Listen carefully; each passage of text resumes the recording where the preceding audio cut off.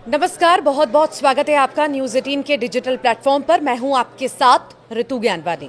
पहलगाम आतंकी हमले के बाद भारत और पाकिस्तान के बीच जो कुछ हुआ उसे पूरी दुनिया ने देखा। ऑपरेशन सिंदूर और उसके बाद भारत और पाकिस्तान के बीच बने युद्ध के हालात ने दुनिया को चिंता में डाल दिया था। दोनों देश युद्ध के मुहाने पर खड़े हो गए थे, लेकिन अच्छी बात यह रही कि दोनों के बीच बातचीत हुई और फिलहाल अब तनाव का दौर थम सा गया है। लेकिन अब ये हिसाब लगाया जा रहा है कि इस विपरीत समय में भारत के दुश्मन देश का साथ किस किस देश ने दिया। भारत के खिलाफ हमले में पाकिस्तान का साथ देने वाले देशों की लिस्ट में चीन और तुर्की का नाम सबसे ऊपर आता है। चीन शुरू से पाकिस्तान के करीब रहा।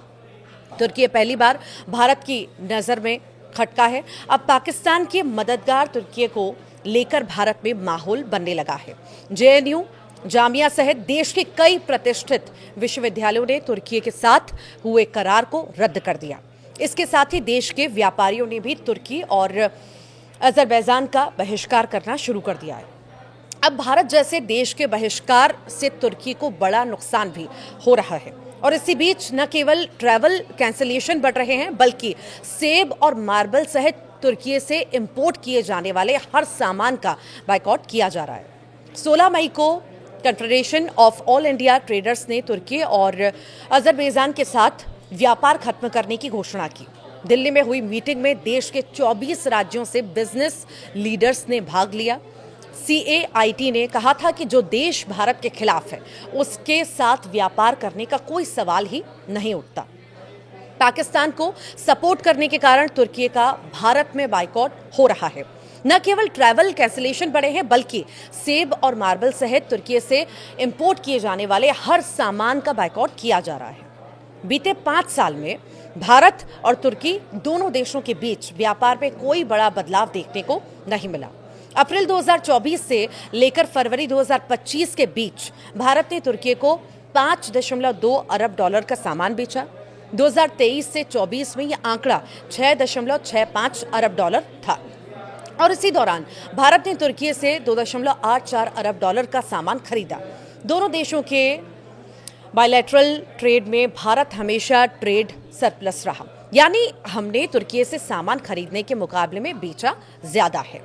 भारत तुर्की को मुख्य रूप से mineral, fuels, auto parts, machinery और फार्मास्यूटिकल्स और कपास का निर्यात करता है। हालांकि तुर्की से आयात में सोना, संगमरमर, सेब, सब्जियां, सीमेंट और रसायन शामिल है।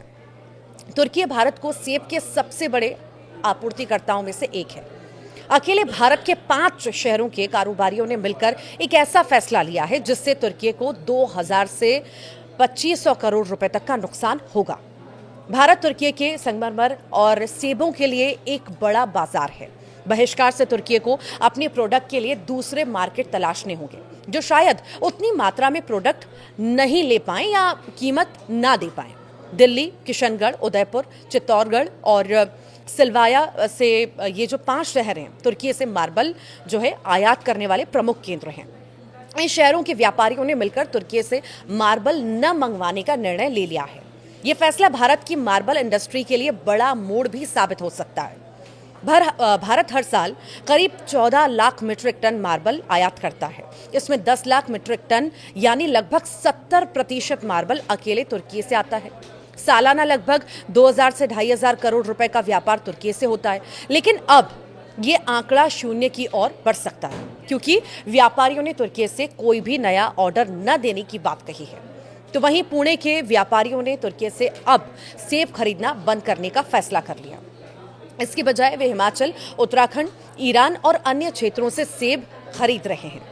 आज जब पाकिस्तान के साथ भारत के रिश्तों में तनाव बढ़ चुका है, तो इसे ये नहीं भूलना चाहिए कि 6 फरवरी 2023 को दक्षिणी तुर्की में आए भूकंप के बाद भारत ने ऑपरेशन दोस्त नाम से एक मानवीय मिशन शुरू किया, जो तुर्की पहुंचने वाले शुरुआती विदेशी सहायता मिशनों में से एक था। 250 से ज़्यादा ट्रेंड पर्सनल को विशेष उपकरणों और राहत सामग्री के साथ ही सैन्य विमानों में तुर्की भेजा गया था।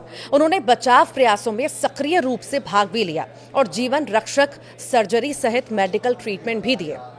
भारत और पाकिस्तान तनाव के बीच भारतीय टूरिस्ट भी तुर्की और अजरबैजान का बाइकआउट कर रहे हैं। और मेक माई ट्रिप के अनुसार पिछले एक हफ्ते में तुर्की अजरबैजान जाने वाले यात्रियों के कैंसिलेशन 250% बढ़े हैं और इसी के साथ बुकिंग्स में 60% की गिरावट आई।